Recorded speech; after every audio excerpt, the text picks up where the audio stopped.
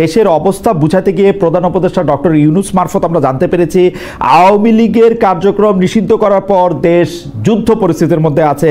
এই মন্তব্যের সাথে আপনারা একমত পোষণ করছেন কিনা? অনেকেই বলছেন আওয়ামী লীগের সাথে বিএনপির একটা গোপন আতাত তৈরি হয়েছে, আওয়ামী লীগকে এখন দেখে শুনে রাখছে বিএনপি, আওয়ামী লীগের সবচেয়ে বড় বন্ধু এখন বিএনপি। ডক্টর মোহাম্মদ ইউনূস প্রতিশ্রুতি দিচ্ছেন যে দেশে বিদেশে সব জায়গায় প্রতিশ্রুতি দিয়েছেন যে তিনি জুন মাস হচ্ছে তার সর্বোচ্চ কাট অফ টাইম। এই 6 মাসের ডিসপিউট ধরে নেই এবং অনেকেই বলতেছেন এর মধ্যে রোজা আসবে, এই আসবে, আসলে 2 মাসের ডিসপিউট, মানে ফেব্রুয়ারির মধ্যেই আসলে ইলেকশন দিতে হবে, তো ও বা বড়জোর এপ্রিল। এই 4 মাসের জন্য মানে বিএনপি এরকম মরিয়া হয়ে বা বিএনপি এত রাগ হচ্ছে কেন 4 মাসকে নিয়ে? বিএনপি কেন এত অস্থির? আমরা যে দেখা করেছি ওই দিন পরিষ্কারভাবে বলেছি যে আমরা কি আপনার পদত্যাগের কথা কোনো সময় বলেছি? কোনো সময় কোন দাবি করেছি? তাই আপনি কেন বলবেন যে আপনি পদত্যাগ করবেন? তিনি যেটা বলেছে যে এটা ওনার প্রেস সেক্রেটারিও বলেছে যে বিভিন্ন দাবি দেওয়া, বিভিন্ন বিষয় এমনভাবে চাপ দেওয়া হচ্ছে, তাতে উনি মনে করছেন এত চাপ দেওয়া হচ্ছে তাইলে আর আমি থেকে লাভ কি? কিন্তু আমরা বলে এসেছি যে না, আপনাকে থাকতে হবে। এদেশের মানুষ অনেক আশা করে আপনাকে এই পদে বসিয়েছে, কেন এখন আপনি পদত্যাগের কথা বলবেন? তো উনি সেটা আর আমাদের কাছে তেমন কিছু জোর দিয়ে বলেন। হোসেন, এখানে আমার ছোট্ট প্রশ্ন ছিল, উনাকে কি দাবি দেওয়ার মুখে বিরক্ত মনে হইলো এনসিপির দাবি দেওয়ার মুখে নাকি বিএনপির দাবি দেওয়ার মুখে? বিরক্ত কার উপরে উনি আসলে? না, বিএনপির দাবি দেওয়া তো কিছুই নাই। দাবি দেওয়ার মধ্যে শুধু ইলেকশন আছে, যে ইলেকশনটা ওনাকে করতে হবে। নিউ ইয়র্কের জ্যাকসন থেকে আপনাদের সঙ্গে আছে আমি খালেদ মুহিউদ্দিন। ডিসেম্বরের নির্বাচনের দাবিতে বিএনপি অনড়। কিছুক্ষণ আগে সংবাদ সম্মেলনেও বিএনপি নেতৃবৃন্দ জানিয়েছেন যে ডিসেম্বরের মধ্যে বা কোনো নির্বাচনের সুস্পষ্ট ঘোষণা না আসায় তারা হতাশ, এবং প্রধান উপদেষ্টার সাথে তাদের যে বৈঠক, সেই বৈঠকের পরে তারা সুস্পষ্ট নির্বাচনের ঘোষণা আশা করেছিলেন। এখন রাজনীতির কি হবে, কি করবে বিএনপি কি আবারও আন্দোলনে যাবে কিনা, বাংলাদেশের রাজনীতির ভবিষ্যৎ বা কি হবে, এসব বিষয় নিয়ে কথা বলার জন্য আজ আমাদের সঙ্গে রয়েছেন বিএনপির স্থায়ী কমিটির সদস্য ডক্টর খন্দকার মোশাররফ হোসেন। ডক্টর খন্দকার মোশাররফ হোসেন, আপনাকে আমাদের অনুষ্ঠানে স্বাগত জানাই। আপনাকে শুভেচ্ছা, কৃতজ্ঞতা, ধন্যবাদ আমাদের সাথে যুক্ত হওয়ার জন্য। জানতে চাই যে নির্বাচনের কি সুস্পষ্ট ঘোষণা আপনারা আশা করছেন? প্রফেসর ইউনূস এবং তার দপ্তর থেকে বারবার জানানো হচ্ছে যে ডিসেম্বর থেকে জুনের মধ্যেই, 2025-এর ডিসেম্বর থেকে জুনের মধ্যে নির্বাচন হবে। এইটা কি আপনার মানে এই 6 মাসের একটা টেনিউর কেন বিএনপি যথেষ্ট মনে করছে না? বিএনপি কেন একটা নির্দিষ্ট ঘোষণাই চাচ্ছে? আপনি যদি আমাদের একটু ব্যাখ্যা করতেন ডক্টর হোসেন। ধন্যবাদ খালেদ মুহিউদ্দিন। আমি আপনার মাধ্যমে শ্রোতা দর্শকদের সকলকে আমার শুভেচ্ছা জানাচ্ছি। আজকে বাংলাদেশে অত্যন্ত আলোচিত বিষয় হচ্ছে রাজনীতিতে, বিশেষ করে আগামী নির্বাচন। কেননা বর্তমান সরকার বৈষম্য বিরোধী ছাত্র জনতার অভ্যুত্থানের, গণ অভ্যুত্থানের মাধ্যমে এই সরকার প্রতিষ্ঠিত হয়েছে, এবং সরকার প্রতিষ্ঠিত হওয়ার পরেই প্রধান উপদেষ্টা সাহেব জাতিকে আশ্বস্ত করেছিলেন যে জনগণের অধিকার প্রতিষ্ঠা করা হইল তাদের সর্বাধিক অগ্রাধিকার। এখন 9.5 মাস অতিক্রম করেছে। এই নির্বাচন নিয়ে আমরা দেখতে পাচ্ছি নানা রকমের তালবাহানা, উশিলা সৃষ্টি করা হচ্ছে। সেজন্য আমরা দুশ্চিন্তাগ্রস্ত যে যারা পতিত, যারা স্বৈরাচার, ফ্যাসিস্ট, তারা দেশে বিদেশে থেকে বাংলাদেশ নিয়ে ষড়যন্ত্র করছে, এবং অনেক ষড়যন্ত্রের বহিঃপ্রকাশ ইতিমধ্যে আমরা দেখেছি।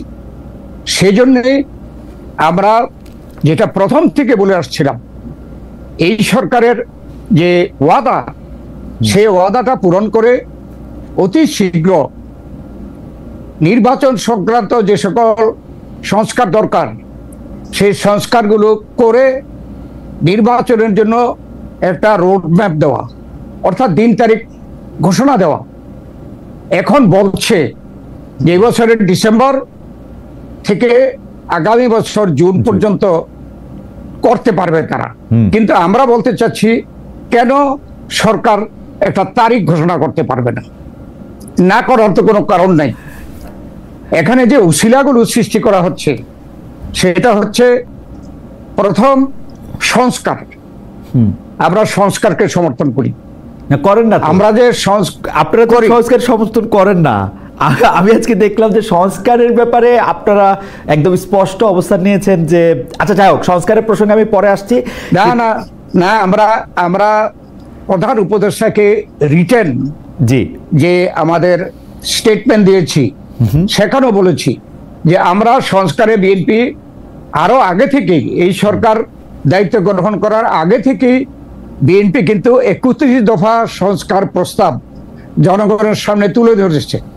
এটা বলেছে যদি আপনারা আমাদেরকে ভবিষ্যতে ক্ষমতায় বসান, আমরা এই 31 দফা সংস্কার কর্মসূচি আমরা বাস্তবায়ন করব। এবং এই সরকার এসে সংস্কার প্রস্তাব করার পরে আমাদের তরফ থেকে ডেলিগেশন গিয়ে আমাদের সংস্কার প্রস্তাবগুলো তাদেরকে দিয়েছি। এর মধ্যে কিন্তু তাদের সংস্কার প্রস্তাব আমাদের সংস্কারের সাথে অনেক জায়গায় মিল আছে, আবার অনেক জায়গায় মিল নেই। সব জায়গায় মিল থাকবে এমন কোনো কথা না। আমরা একটা জাতীয় ঐক্য সৃষ্টি করা, গণতন্ত্রের উত্তরণের জন্য, ঐক্যমত্য সৃষ্টি করার জন্য আমরা একমত হয়ে ডেলিগেশনে আমরা গিয়ে আমাদের প্রতিনিধি পাঠিয়েছি।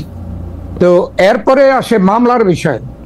জি, মামলা আমরা বলতে চাই বিচার। জি, বিচারের ব্যাপারে আমরা কাল সেই দিনও প্রধান উপদেষ্টার কাছে বলেছি লিটেন, আজকেও আমরা যে প্রেস ব্রিফিং করেছি এখানে বলেছি যে মামলা যাতে করে দ্রুত শেষ হয় এ ব্যাপারে বিএনপি সবচেয়ে আগ্রহী। কারণ বিএনপি গত 16 বছর যাবৎ সবচেয়ে বেশি এই আওয়ামী লীগ দ্বারা সবচেয়ে নির্যাতিত। তা আমরা কেন বিচার চাইব না? কি পরিমাণ তারা কি বলে ডক্টর খন্দকার মোশাররফ হোসেন, আমি খালি একটা বিষয় যে বিএনপি দাবি করতেছে যে ডিসেম্বরের মধ্যে নির্বাচনটা চাচ্ছে। সংস্কারের প্রসঙ্গে আমি একটু পরে আসতেছি। ডক্টর মোহাম্মদ ইউনূস প্রতিশ্রুতি দিচ্ছেন যে দেশে বিদেশে সব জায়গায় প্রতিশ্রুতি দিয়েছেন যে তিনি জুন মাস হচ্ছে তার সর্বোচ্চ কাট অফ টাইম। এই 6 মাসের ডিসপিউট ধরে নেই এবং অনেকেই বলতেছেন এর মধ্যে রোজা আসবে, এই আসবে, আসলে 2 মাসের ডিসপিউট, মানে ফেব্রুয়ারির মধ্যেই আসলে ইলেকশন দিতে হবে। তো ও বা বড়জোর এপ্রিল, এই 4 মাসের জন্য মানে বিএনপির খুব মরিয়া হয়ে বা বিএনপি এত রাগ হচ্ছে কেন 4 মাসকে নিয়ে? বিএনপি কেন এত অস্থির?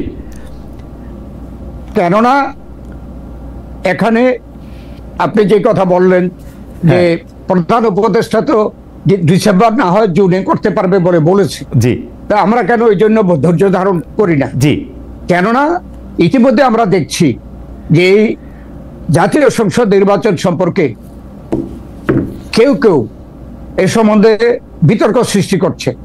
যেমন লোকাল গভর্নমেন্ট ইলেকশন, স্বায়ত্তশাসন নির্বাচন দিতে হবে, এই কথাও কেউ বলেছে জাতীয় সংসদ নির্বাচনের আগে। সেই জন্য আমি সংস্কার এনেছিলাম। সংস্কার, বিচার এগুলোকে কিন্তু সামনে আনা হচ্ছে। কিছু এগুলো তো দরকার নাই। আমরা যে জন্য বলছি আমরা সংস্কার চাই। সংস্কার কিন্তু একটা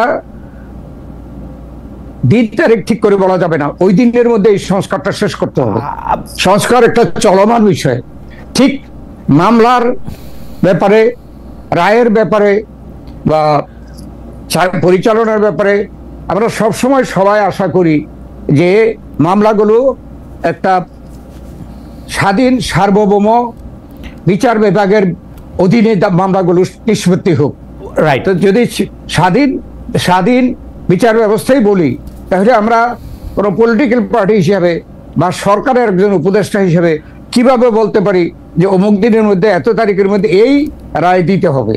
অর্থাৎ সে কারণে আমরা বলছি যে উসিলাগুলো সন্দেহজনক, যে কাজগুলো আমরা সিমালটেনিয়াসলি করতে হবে। রাইট, আমরা এই প্রসঙ্গে আসবো। আমরা একটু পিছনে ফিরে যাই। প্রধান উপদেষ্টার সাথে যে বিএনপির বৈঠক, সেখানে আপনি নেতৃত্ব দিয়েছেন বিএনপির পক্ষ থেকে, সাথে আরো 3 জন শীর্ষ নেতা আপনাদের মধ্যে ছিল।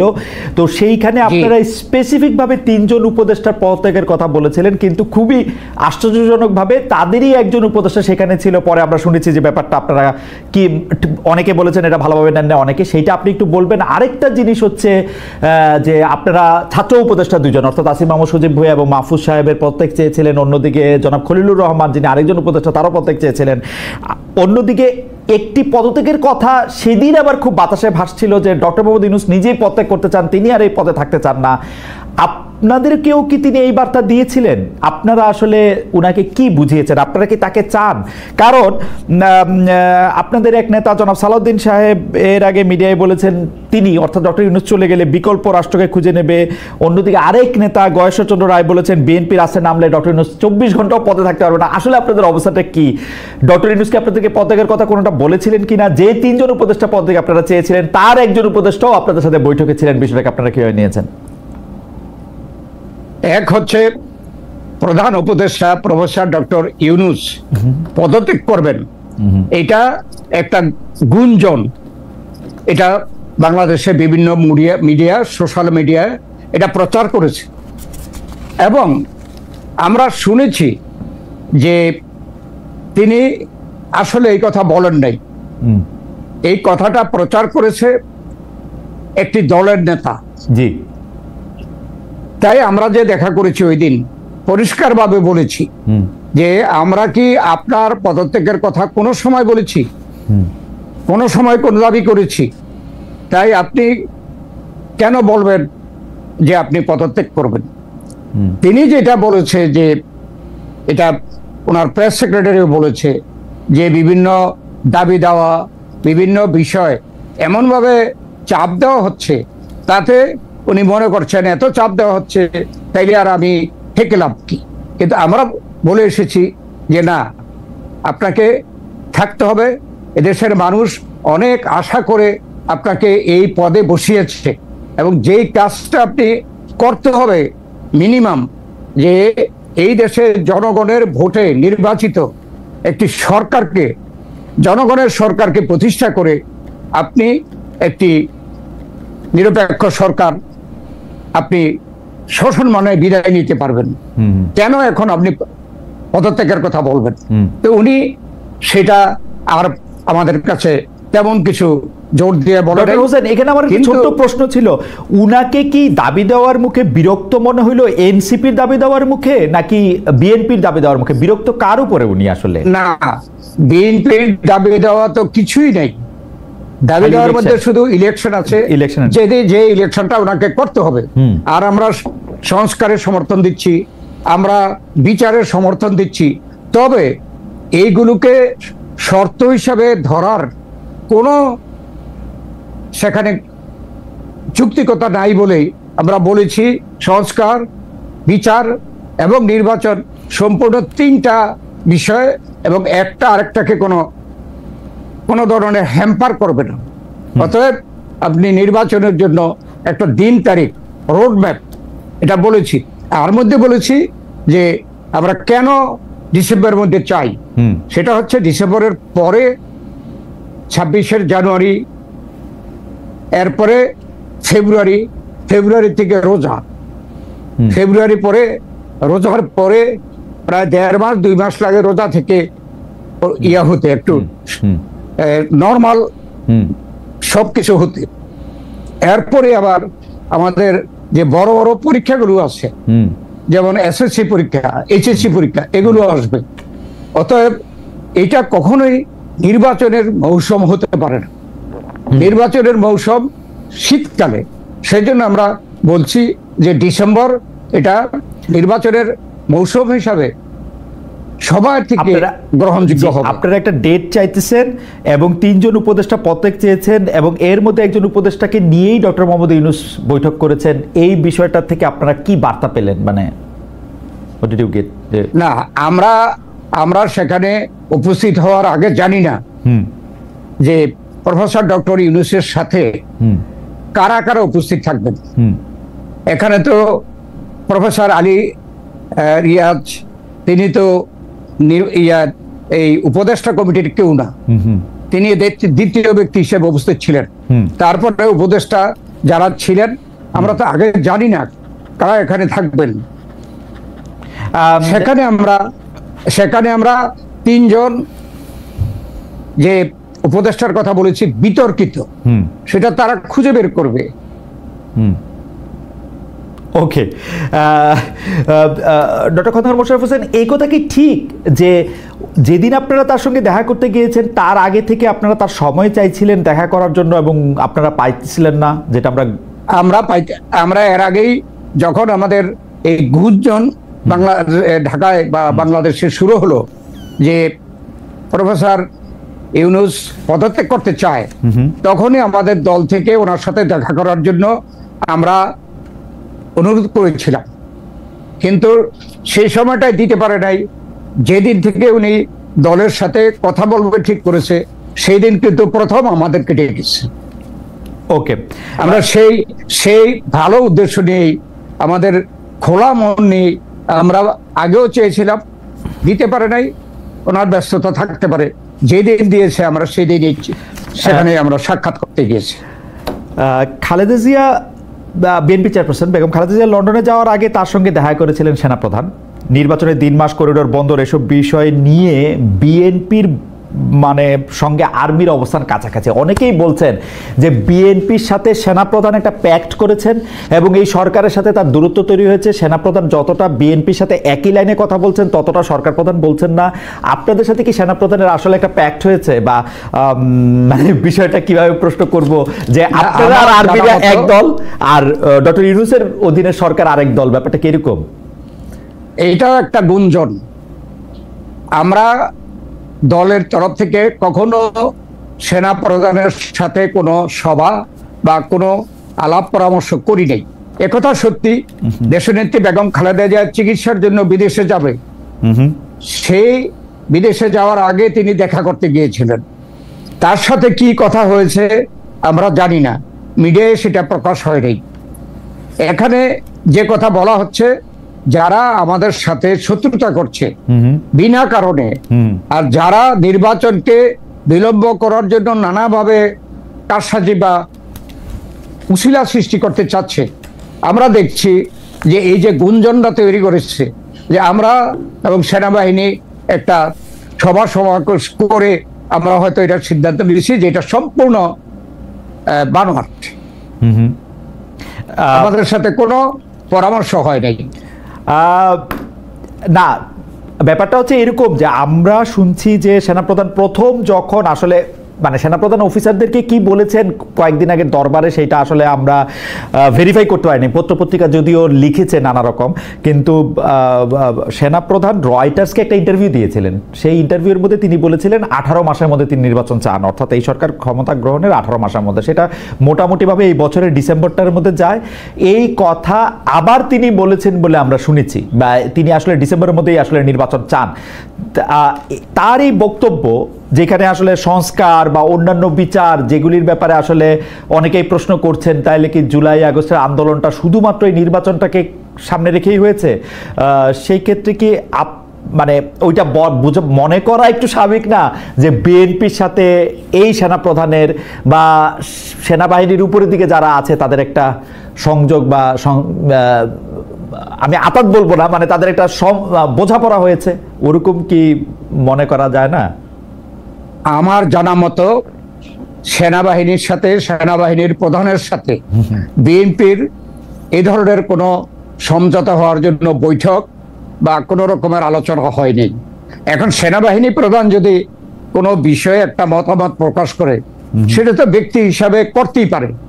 আর আমরা তো সেনাবাহিনীর প্রধান এই কথা বলার অনেক আগে থেকেই আমাদের দাবিটি আমরা করে আসছি সব সময়, যে আমরা এই সরকারকে সহযোগিতা করছি এবং সংস্কারও আমরা সমর্থন করছি। তবে সব সংস্কার কিন্তু দিন তারিখ ঠিক করে শেষ করা যাবে না, এটা চলমান বিষয়। শুধু নির্বাচন সংক্রান্ত সংস্কারগুলো অতি দ্রুত শেষ করে নির্বাচনের দিন তারিখ ঘোষণা করার জন্য আমরা কিন্তু প্রথম থেকেই চাপ দিয়ে আসছি। ওকে, অন্য একটু প্রসঙ্গে যাই। বিএনপির ভারপ্রাপ্ত চেয়ারম্যান জনাব তারেক রহমান লন্ডন থেকে ভার্চুয়ালি আপনাদের সঙ্গে মিটিং করছেন, তৃণমূলের মতো মিটিং করছেন, বক্তৃতা দিচ্ছেন, কিন্তু আপনি কিন্তু মনে করেন না যে জনাব তারেক রহমান যদি এখন দেশে ফিরতেন তাইলে দলের নেত্রী কর্মী তাদের মধ্যেও একটা মানে কি বলবো, এক ধরনের প্রাণচাঞ্চল্য আরও বেশি সৃষ্টি হতো এবং দেশের মাটি থেকে তার কর্মকাণ্ড পরিচালনা করা সহজ হতো? আমাদের সহজ প্রশ্ন, জনাব তারেক রহমান এখন দেশে ফিরছেন না কেন আসলে?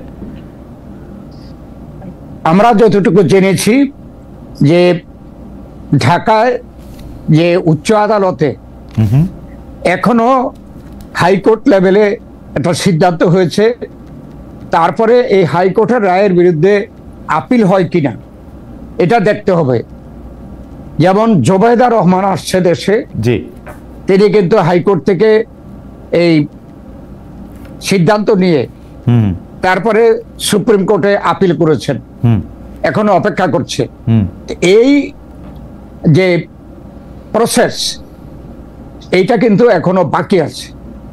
তো তারেক রহমান আমাদের জানা মতো তিনি যত শীঘ্র পারেন ফিরবেন, তবে বাংলাদেশে যে আইনি জটিলতা আছে এটাকে পরিষ্কার করে তিনি ঢাকায় ফিরতে চান এবং আমাদের বিএনপি নেতা কর্মীরা দেশের জনগণ প্রত্যাশা করে যে যত শীঘ্র তিনি ঢাকায় আসবেন এবং আমাদের নেতৃত্ব নেবেন, ততই দেশের জন্য, জনগণের জন্য, জাতির জন্য মঙ্গলজনক।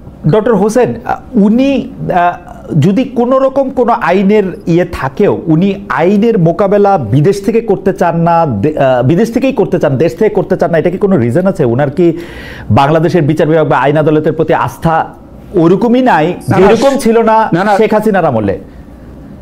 না, সম্পূর্ণ আস্থা আছে, কেননা হাইকোর্ট লেভেলে তারেক রহমানের পক্ষে রায় হয়েছে।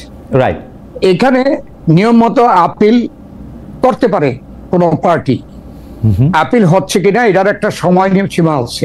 এই সময়ের মধ্যে যদি আপিল না হয় তাহলে ওই হাইকোর্টের রায় বহাল হবে। এটা দেখার জন্য আমার বিশ্বাস যে তারেক রহমান এখনো দেশে ফিরছে না। ওকে, কিন্তু তিনি তো প্রকৃতপক্ষে এই লন্ডন থেকেই বিএনপিকে নেতৃত্ব দেওয়া, জনগণকে নেতৃত্ব দেওয়া, এটা কিন্তু বহুদিন যাবতীয় করে আসছেন এবং জনগণ তা গ্রহণ করেছে। না, সেটা তো একটা আলাদা পার্সপেক্টিভ ছিল যে শেখ হাসিনার আমলে উনি তো দেশে ফেরাটা, আমারও কথা হয়েছিল তার সঙ্গে, সেখানেও তিনি বলেছিলেন যে, আমি শেখ হাসিনার আমলের কথা বলছি, যে সেখানে তার এই ভয় ছিল যে, বা শঙ্কা ছিল, আমি যদি এটা বলি যে তাকে আসলে কারাগারে প্রেরণের, অন্যায় রায় দেওয়ার, এরকম নানা ধরনের। এখনো কি উনি এই শঙ্কাটার মধ্যে আসেন কিনা সেটা হচ্ছে আমার প্রশ্ন। এবং হাইকোর্টে উনি সবগুলি মামলা ওনার খালাস হয়েছে, এখন এর বিরুদ্ধে এপিল হবে কিনা সেই জন্য ইনি অপেক্ষা করবেন। এপিলেরও কিছু সময় আছে, আবার নতুন মামলা উদ্ভূত করানোরও কিছু সময় আছে। আপনারা রাজনীতিবিদ, আপনি এটা আরো খুব ভালো করে জানেন, মামলা মোকদ্দমা তো থাকেই। সো মানে ঘরের ছেলে ঘরে ফিরবে না কেন? হ্যাঁ, না, ঘরে ফিরবে। ঘরে ফেরার জন্য সে এত রাজনৈতিকভাবে সম্পৃক্ত, আমরাও চাই, আমরা বিশ্বাস করি অতি শীঘ্রই বাংলাদেশে ফিরবে। এর আগেই আপিল বিভাগের যে সমস্যাটা আছে সেটা সিদ্ধান্ত হয়ে যাবে বলে আমার বিশ্বাস। আচ্ছা, আমি একটু খালেদা জিয়ার প্রসঙ্গে একটু আসতে চাই। আমরা যতটা দেখেছি যে চিকিৎসার কারণে, ক্রমাগত কেয়ারের কারণে আগের চেয়ে তিনি অনেকটা সুস্থ, পারিবারিক বলয়ও, স্বজনদের সঙ্গে তিনি সময় কাটাচ্ছেন। রাজনীতিতে তিনি এখনো সক্রিয় হন নাই। বেগম খালেদা জিয়া কি রাজনীতিতে সক্রিয় হবেন, নাকি রাজনীতিকে অপশন নেবেন, নাকি এখনকার মতোই এক ধরনের মানে নন প্লেইং ক্যাপ্টেন হিসেবে দলে থেকে যাবেন? বেগম খালেদা জিয়া বর্তমানেও আমাদের চেয়ারপারসন, আর Tarique Rahman senior vice chairman হিসাবে তিনি ভারপ্রাপ্ত চেয়ারম্যান এবং লন্ডন থেকে তার ভূমিকা সে পালন করছে। বেগম খালেদা জিয়া হয়তো যেদিন থেকে প্রয়োজন মনে করবে যে তিনি বাংলাদেশে সরাসরিভাবে ওপেনলি রাজনীতি শুরু করবেন, আমরা দৃঢ় বিশ্বাস করি সেই দিন থেকে তিনি সিদ্ধান্ত নেবেন। আমরা এই সিদ্ধান্ত দিতে পারবো না,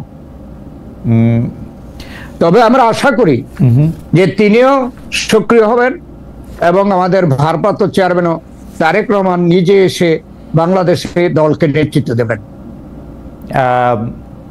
আমি জানি না এই প্রশ্নটা অনেকেই করছেন, মানে অনেকে আবার একথাও বলছেন যে বেগম খালেদা জিয়া রাজনীতিতে আর সেই অর্থে সক্রিয় হচ্ছেন না, তিনি আর রাজনীতিতে সে থাকছেন না। উনি কি এইরকম কোনো উপসংহারে কি পৌঁছানো যায় যে তিনি আর রাজনীতিতে থাকছেনই না বা থাকছেনই, ওরকম কোনো কথা কি? না, আমরা যারা এই বাংলাদেশে থেকে রাজনীতি করছি, আমাদের কাছে এমন কোনো ইঙ্গিত এই পর্যন্ত বেগম জিয়া বা অন্য কেউ দেয় নাই যে বেগম জিয়া আলটিমেটলি রাজনীতি করবে না, এটা কিন্তু আমাদের কাছে ইঙ্গিত দেয় নাই। তাই আমরা আশা করছি, জনগণ আশা করছে বেগম জিয়াও আরো একটু সুস্থ হয়ে সরাসরি নির্বাচনে এবং সরাসরি রাজনীতিতে অংশগ্রহণ করবেন। ঠিক একইভাবে তারেক রহমানও দেশে এসে আমাদেরকে নেতৃত্ব দেবেন। আরেকটা প্রসঙ্গে যাই, সচিবালয়ে সরকারি কর্মচারীদের আন্দোলনে এনবিআর বন্দর অচল করা আন্দোলনের বিরুদ্ধে আমরা দেখতে পাচ্ছি নতুন গঠিত যে রাজনৈতিক দল বৈষম্যবিরোধী ছাত্র আন্দোলন, যারা জুলাই আগস্টের নেতৃত্ব দিয়েছে, তারা এই আন্দোলনের বিরুদ্ধে, এইসব আন্দোলনের বিরুদ্ধে, সচিবালয় আন্দোলনের বিরুদ্ধে, এনবিআর বন্দর অঞ্চল করা আন্দোলনের বিরুদ্ধে। এসব নিয়ে বিএনপির অবস্থানটা কি? কেন এই ধরনের আন্দোলন, মানে এই প্রশ্নটা হচ্ছে, এই ধরনের আন্দোলন সংগ্রামে আসলে বিএনপি প্রতি সরকারি কর্মচারী নেতা, বিএনপি প্রতি শ্রমিক নেতারাই ফ্রন্টলাইনার, বিএনপি প্রতি শ্রমিক কর্মচারী সংগঠনগুলিকে আমরা দেখতে পাচ্ছি যে এসব আন্দোলনে সক্রিয় বলে অনেকে অভিযোগ করছেন। বিএনপির এগুলিতে অবস্থান কি? এনসিপি স্পষ্ট বলেছেন, এনসিপি নেতৃবৃন্দ, যেমন আমি আব্দুল হান্নান মাসুদ বলে এনসিপির একজন নেতা আছেন, তিনি বলছেন আজ সচিবালয়ে এনবিআর কিংবা পোর্টে যারা স্ট্রাইক করছেন তাদের বলছে বিপ্লব ওখানেও হবে। হাসান আব্দুল্লাহ বলছেন জনদুর্ভোগ ও ফেসিবাদ দীর্ঘায়িত করার ক্যান্টনমেন্ট হিসেবে পরিচিত সচিবালয়ের কুসম্পর্কে সচেতন থাকুন। ডক্টর খন্দকার মোশাররফ হোসেন, আপনার কাছ থেকে একটু শুনতে চাইবো যে আপনাদের বিএনপির কি অবস্থান?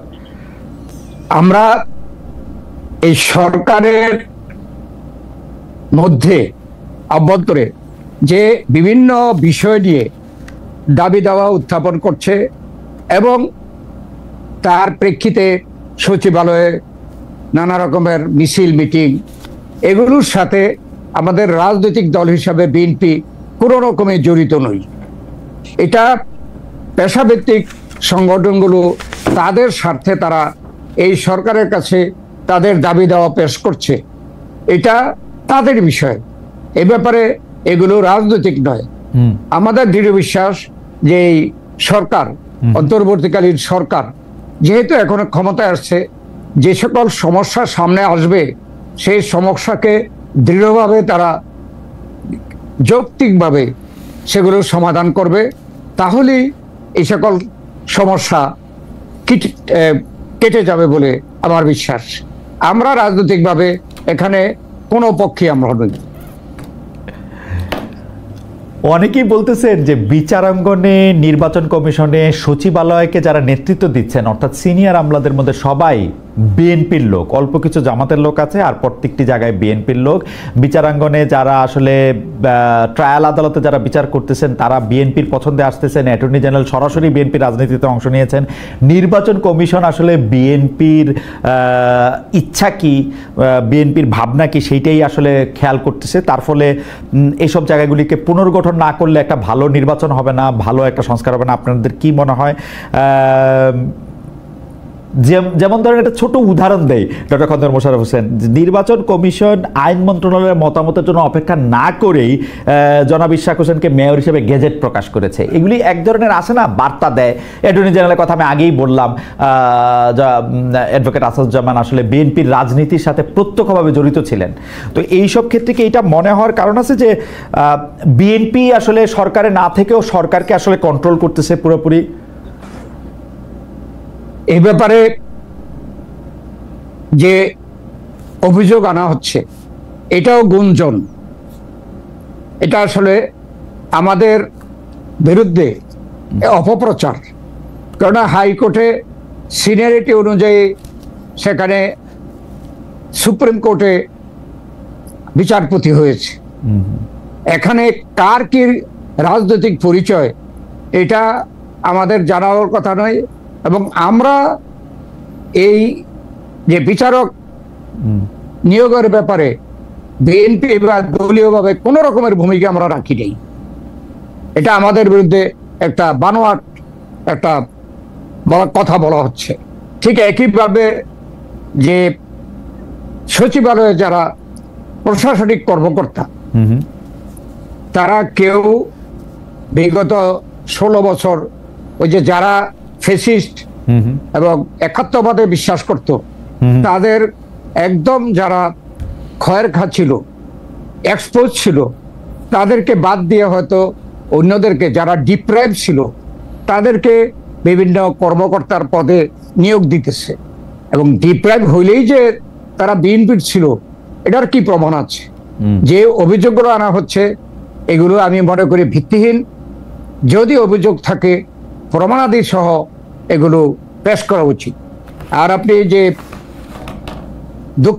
ঢাকা দক্ষিণের সিটি কর্পোরেশনের মেয়র সম্পর্কে যেটা বললেন, এখানে সিটি কর্পোরেশনের মেয়র ইঞ্জিনিয়ার ইশরাক নির্বাচনের পরপর দেশের আইন অনুযায়ী মামলা করেছিল এবং ওই মামলাটা ডিল করেন নির্বাচন সংক্রান্ত একটি ট্রাইব্যুনাল। সেই ট্রাইব্যুনালে ব্যারিস্টার তাপস ওখানে এটাকে শেষ করে দিতে পারত, না করে হাইকোর্ট থেকে ওই মামলাটাকে স্থগিত করেছে। এবং ইশরাক যখন এই মামলাটা গিয়ে উত্থাপন করেছে তখন এখানে যে অন্য পক্ষ উপস্থিত হওয়ার জন্য হাইকোর্টেও উপস্থিত হতে পারে না, যেহেতু ব্যারিস্টার তাপর পালিয়ে গেছে এবং সে পালানো অবস্থায় আইনজীবী নিয়োগ করতে পারে না। যখন হাইকোর্ট থেকে এটাকে খারিজ করে দিয়ে তাদের নির্দেশে ছিল যে নির্বাচন যে ট্রাইব্যুনাল, সেই ট্রাইব্যুনাল এই ব্যাপারে সিদ্ধান্ত নেবে। নির্বাচনী ট্রাইব্যুনাল সিদ্ধান্ত নিল ইঞ্জিনিয়ার ইশরাকের পক্ষে, যেহেতু সেখানেও ব্যারিস্টার তাপসের পক্ষে ব্যারিস্টার তাপসও ছিল না, কোনো আইনজীবীও রাখতে পারে নাই। তো এই রায়টা দেওয়ার পরে নির্বাচন কমিশনের কোনো এখতিয়ার নাই গেজেট করা ছাড়া। এটা কোনো নির্বাচন কমিশন গায়ের জোরে করেছে এটা আমরা মনে করি না, বরং সরকারের পক্ষ থেকে কোন আইনে নির্বাচন কমিশন এর আগে নির্বাচন ট্রাইব্যুনাল এই পক্ষে রায় দেওয়ার পরে কেন শপথ গ্রহণ করালো না, এটা হলো আমাদের পাল্টা প্রশ্ন। আমরা এটা বুঝতে পারছি না। এখানে সরকার থেকে একটা ব্যাখ্যা দেওয়া হয়েছে যে এটার আইনি জটিলতাগুলি এখনো নিষ্পন্ন হয় নাই, তারা ল মিনিস্ট্রি থেকে এটার ভেটিং করতে উনি বলছেন, ল মিনিস্ট্রির অনুমোদন চাইছেন, কারণ হাইকোর্টে আরেকটা মানে ঠিক মামলা না, একটা সাবজেক্ট ম্যাটার পেন্ডিং আছে এইটার বৈধতার ব্যাপারে, যেহেতু এইটা আসলে পুরোপুরি সুরাহা হয় নাই। না, এটা কিন্তু বন করা ব্যাখ্যা। আচ্ছা, আইনে বলে নির্বাচন ট্রাইব্যুনাল যে সিদ্ধান্ত দিয়েছে তারপরে নির্বাচন কমিশন স্বাধীন, তারা গ্যাজেট করার পরে সরকার শপথ গ্রহণ করাবে, এটাই আগের ট্রেডিশন। ওকে, কিন্তু এটা সরকার রক্ষা করতে পারলো না। আমি একটু এই প্রসঙ্গে একটু আবার জাতীয় নাগরিক পার্টির কথায় আসি। জাতীয় নাগরিক পার্টি এনসিপি নানা দাবি দেওয়া সামনে রাখছে। তাদের সর্বশেষ দাবি হচ্ছে আওয়ামী লীগ আমলের 15 বছর অনুষ্ঠিত সব নির্বাচন অবৈধ ঘোষণা করতে হবে। আপনারা সেই দাবির সাথে আসলে একমত কিনা? ওই যদি আওয়ামী লীগের আমলের এই নির্বাচনের উপর ভিত্তি করে নির্বাচিত মেয়রের চেয়ারে বসাটা বিএনপির জন্য সম্মানজনক নয়, কেউ কেউ বলতেছেন, আপনারা কি মনে করেন? যদি ছোট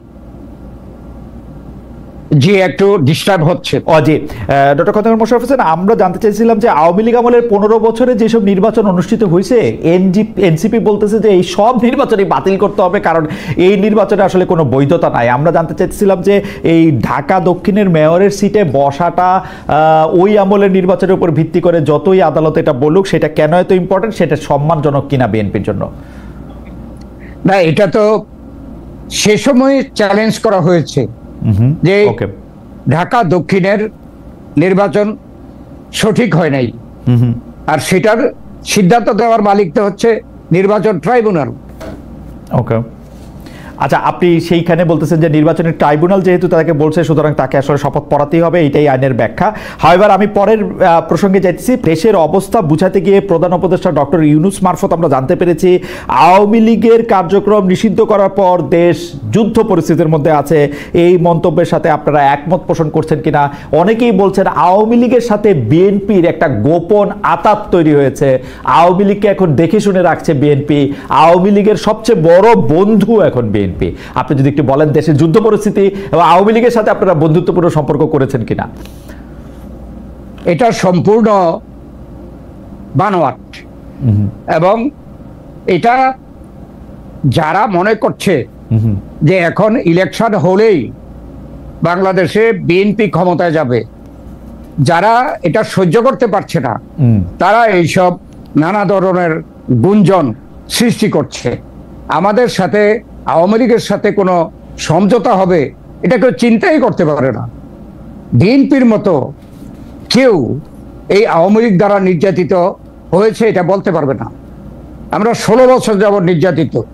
বেগম খালেদা জিয়া মিথ্যা মামলার শাস্তিপ্রাপ্ত হইয়া জেলে, আমরা সিনিয়র নেতারা বিভিন্ন সময়ে জেলে গিয়েছি এবং মামলার শিকার হয়েছি। আমাদের ভারপ্রাপ্ত চেয়ারম্যানও মিথ্যা মামলার সাজাপ্রাপ্ত হয়ে আছে। তো এখানে বিএনপির সাথে আওয়ামী লীগের সমঝোতা হবে এটা যারা ছড়াচ্ছে, এটা জনগণ বিশ্বাস করবে না। এইটার প্রসঙ্গে একটা কথা বলি যে লন্ডন থেকে ভারপ্রাপ্ত চেয়ারপারসন তারেক রহমান বারবার সতর্ক করছেন, আপনারা যারা কেন্দ্রীয় নেতৃবৃন্দ আছেন তারাও বারবার এক কথা বলছেন, কিন্তু আমরা সারা দেশ থেকে খবর পাচ্ছি যে বিভিন্ন জায়গায় চাঁদাবাজি, দখলবাজি, টেন্ডারবাজি সেগুলি বিএনপি নেতাকর্মীরা করছেন, প্রায় দখলে নিয়ে নিয়েছেন। প্রায় একই কথা বলছেন যে 16 বছর ধরে আমরা যেহেতু এইটার মধ্যে নাই, এখন আমরা এটাই করব বা এটাই করতে হবে। আপনি আপনার সংসদীয় এলাকা থেকে, আসলেও আমার গ্রামের বাড়িও সেখানে, আপনি নিজেও এ ধরনের সালিশ, এই ধরনের বকাঝকা আপনাকে নিজেকেও বারবার দিতে হচ্ছে, বলতে হচ্ছে বারবার। এই ব্যাপারটাকে কেমনে দেখেন? এবং অনেক জায়গায় মানে আমার কাছে যতদূর খবর আপনার নিয়ন্ত্রণে, মানে আপনি এত বড় একজন নেতা, আপনার নিয়ন্ত্রণে আসলে সবটা নাই, মানে এই ব্যাপারটা নিশ্চয়ই আপনারও জানা আছে। আপনি এটাতে কিভাবে দেখবেন? না, এটা যদি আমার নির্বাচনী এলাকার কথা বলা হয়, আমি বলতে চাই যে সেরকম কোনো অভিযোগ এ পর্যন্ত আসে নাই। আর এমনি সারা বাংলাদেশে কিছু কিছু ক্ষেত্রে আমরা আওয়ামী লীগ যে সকল পথ দেখিয়ে গিয়েছিল, যেমন কিছু ব্যবসা, কিছু টেন্ডার, কিছু বাস স্ট্যান্ড বা টেম্পো স্ট্যান্ডে যে খাজনা উঠানো, এগুলো কিন্তু চলছিল। এবং আওয়ামী লীগের ওইসব নেতাকর্মী পালিয়ে যাওয়ায় এখানে একটা গ্যাপ হয়েছে। এই গ্যাপে আমাদের ছেলেপেলে অনেক জায়গায় করছে, কিন্তু নিয়ম নীতি মেনে করছে। তো সেখানে আমাদের যারা নিয়ম নীতি মেনে চলছে না তাদেরকে বিরুদ্ধে কিন্তু আমাদের দল বিভিন্ন সময় বিভিন্ন ধরনের অ্যাকশন নিয়েছে, পদক্ষেপ নিয়েছে। এই পর্যন্ত আমরা জানি হাজারের উপরে নেতা কর্মী এইসব দোষে দোষী হওয়ায় তাদেরকে দল থেকে সাসপেন্ড করা হয়েছে, তাদের পদ স্থগিত করা হয়েছে। আমরা দলীয়ভাবে, সাংগঠনিকভাবে এই ব্যাপারে সচেতন এবং আমরা সেভাবে অ্যাকশন অব্যাহত রাখছি। জনাব খন্দকার মোশাররফ হোসেন, আমাদের দর্শকরা একটি প্রশ্ন বারবার করতেছেন, আজকে করতেছেন, এর আগেও করেছেন, সেটি হচ্ছে বিএনপির একজন নেতা জনাব সালাউদ্দিন আহমেদ, তিনি তার একটি নির্বাচনী, মানে তার নির্বাচনী এলাকায় তাকে আমরা দেখেছি অনেকগুলি গাড়ি বহরের মধ্যে তিনি এস আলম, সাবেক যে দুর্নীতিগ্রস্ত ঢাকা থেকে, মানে বাংলাদেশ থেকে টাকা পাচারকারী বলে পরিচিত, তার গাড়ি ব্যবহার করেছেন বা তার গাড়ি তার দলের লোকেরা ব্যবহার করেছেন, এরকম একটা অভিযোগ। এখনকার অভিযোগ হচ্ছে জনাব সালাউদ্দিন আহমেদের ছেলে, তিনি এস আলম সাহেবের অফিসে বসছেন বা এস আলমের সাথে একটি সম্পর্ক রাখছেন। এই ব্যাপারটা আপনারা আসলে কিভাবে দেখছেন? এই ব্যাপারটা আসলে সালাউদ্দিন সাহেব যখন ভারত থেকে ফিরলেন, ফিরে ঢাকা থেকে কক্সবাজার গেলেন, তখন একটা কথা দেখেছি যে এস আলমের একটা জিপে তিনি উঠেছেন। পরবর্তীকালে তিনি ব্যাখ্যা দিয়েছেন যে তিনি জানতেন না এটা এস আলমের জিপ, এতটুকুই শেষ। কিন্তু এর পরের যে অভিযোগ করলেন এটা আমার জানা নেই, আমরা এই ব্যাপারে জানিও না। ওকে, এটা আমরা প্রস্তাব করেছি। আচ্ছা, এটা নিয়ে জাতীয় ঐক্যমতের যে আলোচনা চলছে সেখানে এই বিষয়টিও আলোচনায় আছে। তবে আমরা বলতে চাচ্ছি, বর্তমানে যে দেশের অবস্থা, যিনি প্রধানমন্ত্রী হবেন তিনি যদি দলের প্রধান না থাকেন, দলীয় যে সাংগঠনিক ডিসিপ্লিন সেটা নষ্ট হয়ে যেতে পারে। আর আরেকটি কথা হলো যে প্রধানমন্ত্রী হিসাবে তার মূল দায়িত্ব হলো পার্লামেন্টে তাকে জবাবদিহি করতে হবে। তো পার্লামেন্টে যদি বিরোধী সরকার দলের প্রধান তিনি না হন, তাইলে কেন উনি জবাবদিহি করবেন? সেই সুবিধার জন্য আমরা বলছি যে এখানে আমাদের যে রাজনৈতিক পরিবেশ তাতে কার্যকর ভাবে যাতে করে প্রধানমন্ত্রী কাজ করতে পারে, সেই জন্য আমরা পার্লামেন্টেও তাকে লিডার অব দি পার্টি করার ব্যাপারে আমরা মতামত দিয়েছি। তারপরেও আলোচনা হবে, ঐক্যমত্য নিয়ে এখনো আলোচনা বাকি আছে, জুন থেকে আবার শুরু হবে, সেখানে অনেক কিছু হয়তো নেগোসিয়েটেড হইতে পারে। ডক্টর খন্দকার মোশাররফ হোসেন, এই মৌলিক সংস্কারের ক্ষেত্রে যেই একটা বিষয়ে জামায়াত, এনসিপি এবং বিএনপি একমত হয়েছে সেটা হচ্ছে যে আপনারা রাষ্ট্রীয় মূলনীতিতে বহুত্ববাদ চান না। এখন আমার প্রশ্ন হচ্ছে, সংবিধান থেকে সংস্কার কমিটি, আমার শিক্ষক ডক্টর আলী রিয়াজ ওই কি বলে জানি ধর্মনিরপেক্ষতা বাদ দিতে বলছেন। এখন ধর্মনিরপেক্ষতা বাদ দিয়া যদি বহুত্ববাদও এটার মধ্যে ইনক্লুড না করা হয়, তাহলে বাংলাদেশের সংবিধানের মূলনীতি কি এক পক্ষের লোকজনের জন্য, এক ধরনের লোকজনের জন্য, এক ধর্মে বিশ্বাসীর জন্যই থাকবে শুধু, মানে যারা ডমিনেন্ট ফোর্স? না, আমাদের বর্তমান সংবিধানেও আছে, এটা শহীদ জিয়াউর রহমান এটা ইন্ট্রোডিউস করে গেছিল যে আমাদের আল্লাহর উপরে বিশ্বাস এবং সকল ধর্মের সমান অধিকার। তো সেটা যদি সমান অধিকার সকল ধর্মের থাকে, এখানে বহুত্ববাদ দিয়ে কি ধর্মীয় বিষয় বলা হচ্ছে না অন্য কিছু বলা হচ্ছে, এটার ব্যাখ্যা নাই।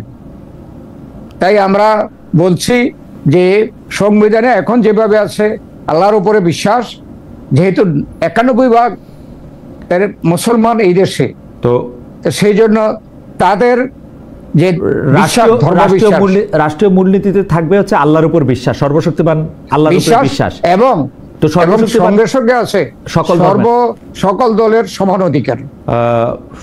সর্বশক্তিমান আল্লাহর প্রতি বিশ্বাস তো তাহলে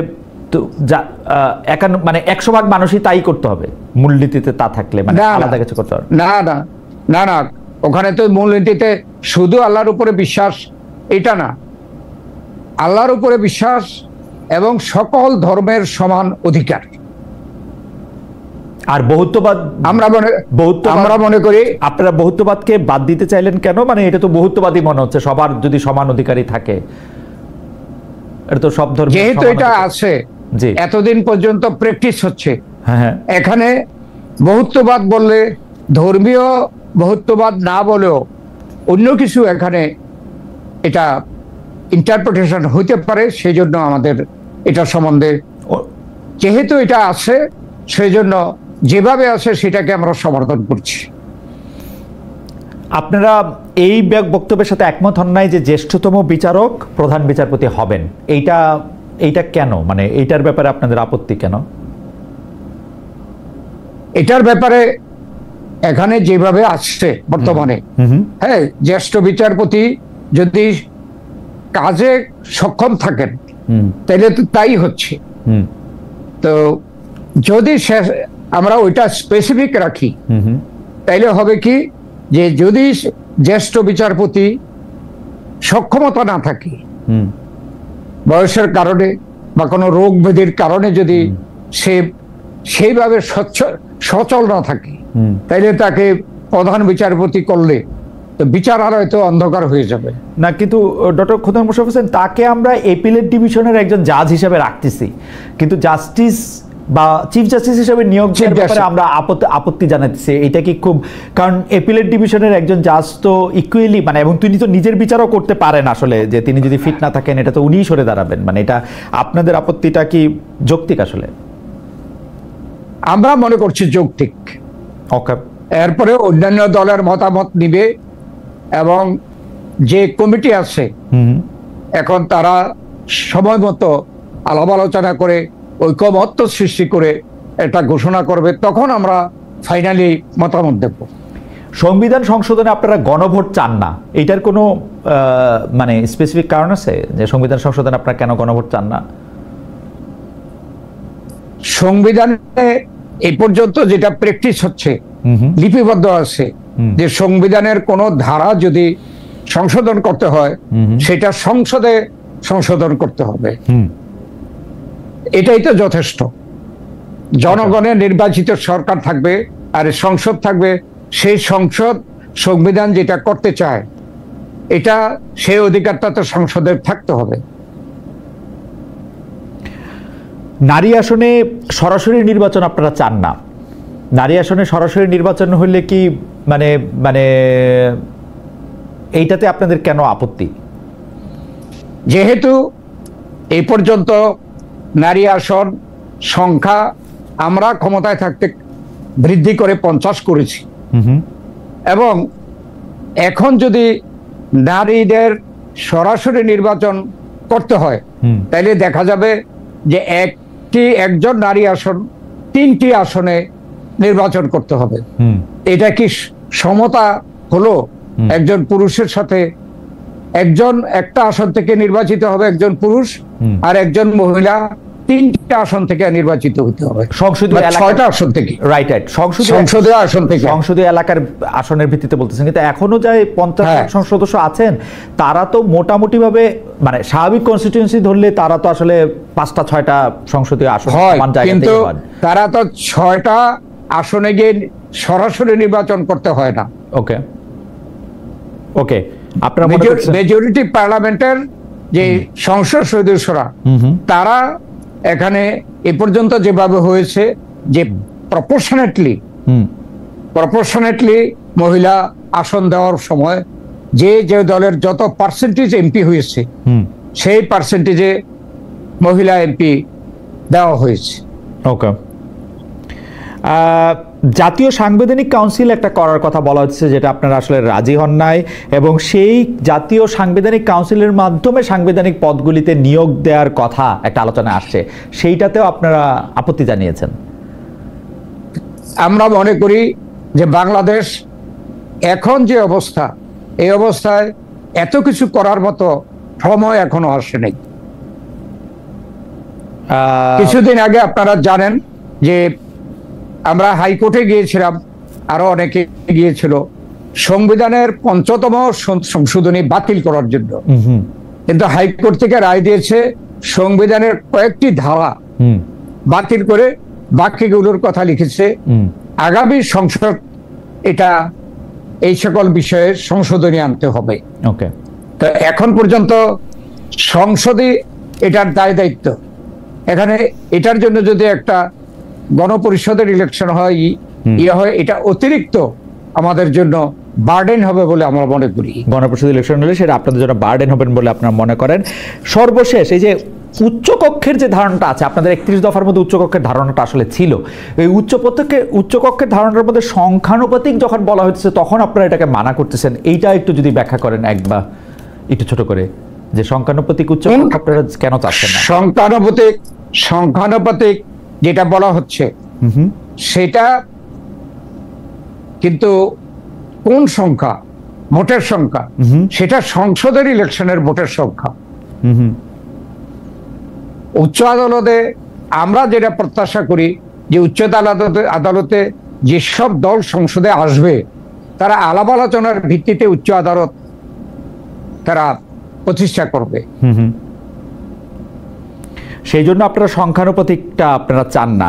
অনেকে বলতেছেন যে সংখ্যানুপাতিকটা আপনারা চান না আসলে কারণ আপনারা নিম্নকক্ষ এবং উচ্চকক্ষ দুইটারই আসলে এত কি বলে এটাকে এত নিয়ন্ত্রণ চান যেটা আসলে সংখ্যানুপাতিক হলে এটা আপনাদের জন্য একটু অসুবিধার। না আপনারা চান না, না এখন এখানে সেই সংখ্যা কিন্তু আমরা পার্লামেন্টে যাব এবং সেখানেও উচ্চ আদালতে নমিনেশনে দেওয়ার সময় তখন আমরা নিম্ন আদালতে সংসদে কি পার্সেন্টেজ আমরা আসন পেয়েছি সেই মোতাবেকই তো বিতরণ হবে। ওকে, আমি সর্বশেষ যে প্রসঙ্গে যেতে চাই, এইটা আসলে এটা একটু ভবিষ্যতের দিকের প্রশ্ন। আমি আপনাকে সরাসরি প্রশ্ন করতে চাই যে আপনি কি দেখেন বাংলাদেশের রাজনৈতিক ভবিষ্যৎ, অর্থাৎ কয়েকটা স্পেসিফিক বিষয়, যে আপনি কি দেখেন ডিসেম্বরের মধ্যে ইলেকশন হচ্ছে? আপনি কি দেখেন ডিসেম্বরের মধ্যে ইলেকশন হচ্ছে না বলে বিএনপি আন্দোলন করতেছে? আপনি কি দেখেন যে জুনের মধ্যে যে ইলেকশন করার কথা, জাতীয় সংসদ নির্বাচন করার কথা ডক্টর ইউনূস তার সেই প্রতিশ্রুতি থেকে বেরিয়ে আসছেন? আপনি কি দেখেন বাংলাদেশে একটা সামরিক কু হইতেছে, সামরিক বাহিনী এসে বাংলাদেশকে দখল করতেছে? আপনি কি দেখেন বিদেশিদের কাছে কোনো না কোনোভাবে বাংলাদেশের স্বার্থ বিকিয়ে দেওয়া হচ্ছে? সর্বশেষ এইটাও একটু বলতে চাই, আপনি যদি কোনো কিছু মিস করে যান আমি আবার আপনাকে বলবো। সর্বশেষ আপনি কি দেখেন যে আওয়ামী লীগ খুব দ্রুত বাংলাদেশের রাজনীতিতে ফিরে আসছে, বা আওয়ামী লীগের মতাদর্শের রাজনীতি বাংলাদেশে প্রতিষ্ঠিত হচ্ছে কিনা? যদি একটি একটি করে বলেন যে ডিসেম্বর ইলেকশন হবে কিনা, ডিসেম্বর ইলেকশন না হলে বিএনপি বড় আন্দোলনে যাবে কিনা? আমরা তো এখনো আশাবাদী যে ডিসেম্বরে নির্বাচন হবে, আর যদি না হয় প্রধান উপদেষ্টা ক্লিয়ারলি ডেট ডিক্লেয়ার করে রোড ম্যাপটা দেবেন। ওকে, যদি না দেন আপনারা কঠিন আন্দোলনে যাবেন কিনা? আমরা অপেক্ষা করব। ওকে, এখনো আমরা আন্দোলনের কোনো সিদ্ধান্ত নিই নেই, এই ব্যাপারে আমরা কোনো আন্দোলন করছি না। ওকে, ঠিক আছে।